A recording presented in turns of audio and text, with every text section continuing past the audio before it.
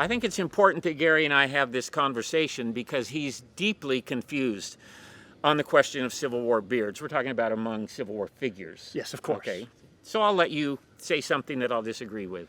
Okay, well, let me just launch with, I mean, there's a lot of Civil War beards, and I don't think it's just look that we're talking about here. I think you have to consider, how well it played, how well it actually photographed. Is it well kept? What did it smell like? Or what do we imagine it smelled like? So with that, let me just throw one across the bow. I like the creative beard of, say, George Crook. I mean, that thing is going everywhere and a point on both sides. So it's really just 2 points. It's not even really a beard on George Crook. But okay, we'll concede that that's a beard, a sort of odd-looking, weird beard.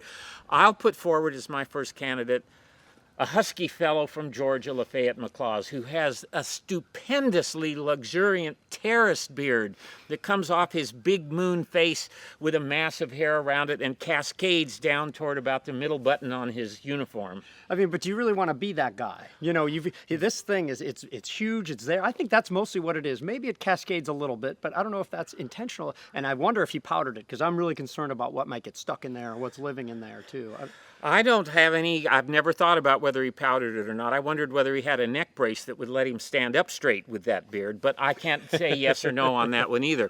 But it's an impressive beard. Jeb Stewart's beard to me is an almost perfect beard. Perfectly symmetrical, mustachios of exactly the right length.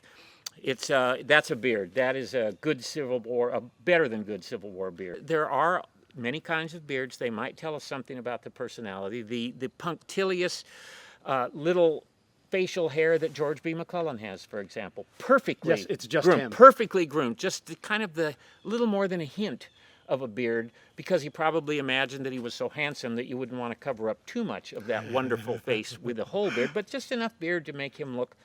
It's very French. Let's talk about mustaches real quick, too, because you've got John C. Breckinridge. Percy Wyndham. And Percy Wyndham. Yeah, Percy might Wyndham. have it led. He rocks with the mustaches, yes. And then we have, what are you going to do with our boy Ambrose Burnside? What do we call that? It's the most famous one of all, though. It is the most famous, but what is it? It's the Burnside. It is the Burnside. That's what it is, the Burnside. I want to make sure that we reference somebody little known, battery captain for the Union, a guy named Elder. And this dude had a mustache that seemed to have gone off far. We're going to zoom in if we post this video, and we're going to pan across the mustache so we can see it all the way. You talked at one point about what these beards smelled like. I've often wondered whether some of George Pickett's perfume from his hair dripped down into his beard. I think Pickett and Custer may have been the two most odoriferous officers on each side. I don't know who's coming, but I'm pretty sure it's George Pickett, because I've smelled that before. I work with somebody like that. Long story. I have a question for you. So beards are back. Beards are back. Anything from the Civil War? Their beards are back. We talk about William Tecumseh Sherman as a modern soldier. A lot of people do, especially people who don't know much. But anyway, so they're talking about Sherman as a modern soldier. He had a modern beard. Is it a beard or isn't it a beard? It just looks like a growth sometimes, not a real beard, a kind of insinuation of a beard, or he hasn't shaved for a couple of days. I think Sherman looks very modern with that beard. A changeling in terms of beards during the Civil War is U.S. Grant.